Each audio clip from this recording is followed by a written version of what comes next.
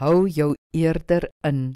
Spreuke 25 vers 28 sê, 'n stad wat deurbreek is sonder 'n stadsmuur, so is iemand sonder selfbeheersing.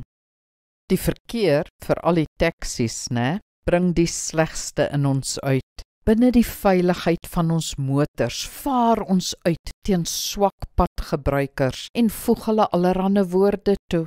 Ja, die verkeer wys ons wat in ons is, of wie ons is. Ons is egter kinders van God, nie waar nie? Die Heilige Gees is in ons, of althans hy wil wees. Bestuur dus soos 'n kind van God en laat die Heilige Gees jou reaksies lei.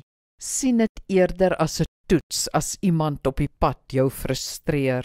Hou jou eerder in, neem 'n diep asemteug en laat dit gaan. Bid sommer vir daardie persoon, sing 'n loflied, kry jou vrede terug. Die skrif is duidelik dat selfbeheersing wys is en impulsiwiteit dwaas. Dis soms moeilik, maar die Here sal jou help. Kom ons bid saam. Hemelse Vader, daar is allerhande toetse op die lewenspad en op die letterlike pad is daar sommer baie. Help my om hulle te slaag. Help my om eerder te bid as te raas.